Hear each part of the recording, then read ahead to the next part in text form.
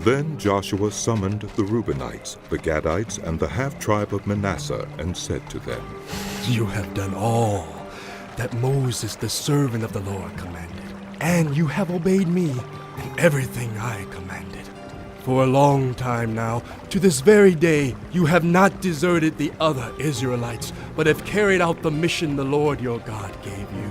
Now that the Lord your God has given them rest, as he promised, return to your homes in the land that Moses, the servant of the Lord, gave you on the other side of the Jordan.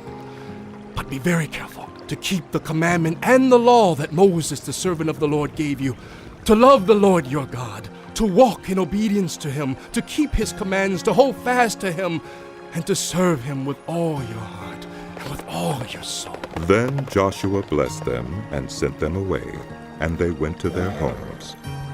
To the half-tribe of Manasseh, Moses had given land in Bashan, and to the other half of the tribe, Joshua gave land on the west side of the Jordan, along with the other Israelites.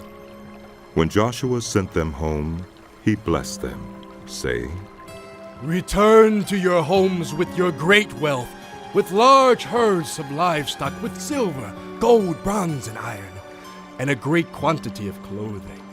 And divide the plunder from your enemies with the other members of your tribes. So the Reubenites, the Gadites, and the half-tribe of Manasseh left the Israelites at Shiloh in Canaan to return to Gilead, their own land, which they had acquired in accordance with the command of the Lord through Moses. When they came to Geliloth near the Jordan in the land of Canaan, the Reubenites, the Gadites, and the half-tribe of Manasseh built an imposing altar there by the Jordan. And when the Israelites heard that they had built the altar on the border of Canaan at Geliloth near the Jordan on the Israelite side, the whole assembly of Israel gathered at Shiloh to go to war against them. So the Israelites sent Phinehas, son of Eleazar, the priest, to the land of Gilead, to Reuben, Gad, and the half-tribe of Manasseh.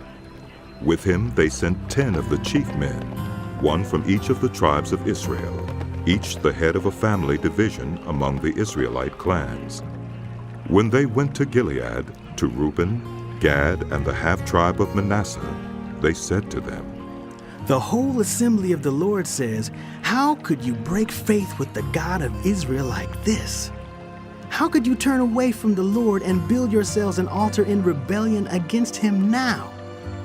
Was not the sin of Peor enough for us? Up to this very day, we have not cleansed ourselves from that sin, even though a plague fell on the community of the Lord. And are you turning away from the Lord? If you rebel against the Lord today, tomorrow he will be angry with the whole community of Israel. If the land you possess is defiled, come over to the Lord's land where the Lord's tabernacle stands and share the land with us. But do not rebel against the Lord or against us by building an altar for yourselves other than the altar of the Lord our God.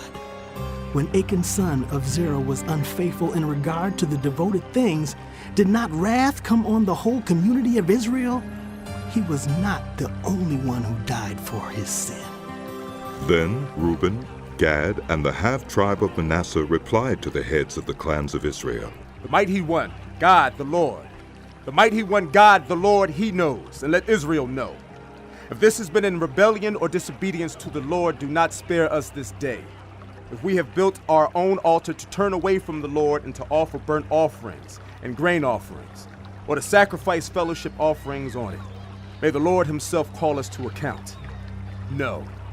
We did it for fear that someday your descendants might say to ours, What do you have to do with the Lord, the God of Israel? The Lord has made the Jordan a boundary between us and you Reubenites and Gadites. You have no share in the Lord, so your descendants might cause ours to stop fearing the Lord. That is why we said, Let us get ready and build an altar, but not for burnt offerings or sacrifices.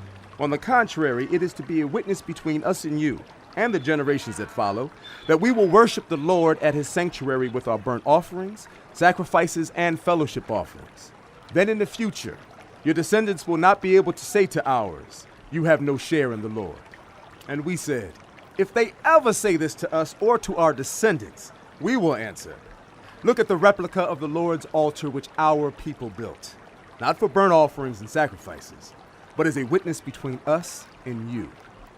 Far be it from us to rebel against the Lord and turn away from him today by building an altar for burnt offerings, grain offerings, and sacrifices, other than the altar of the Lord our God that stands before his tabernacle.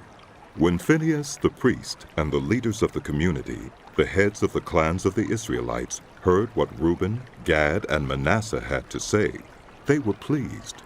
And Phinehas, son of Eleazar the priest, said to Reuben, Gad, and Manasseh, Today we know that the Lord is with us because you have not been unfaithful to the Lord in this matter. Now you have rescued the Israelites from the Lord's hand. Then Phinehas, son of Eleazar the priest, and the leaders returned to Canaan from their meeting with the Reubenites and Gadites in Gilead, and reported to the Israelites. They were glad to hear the report and praised God.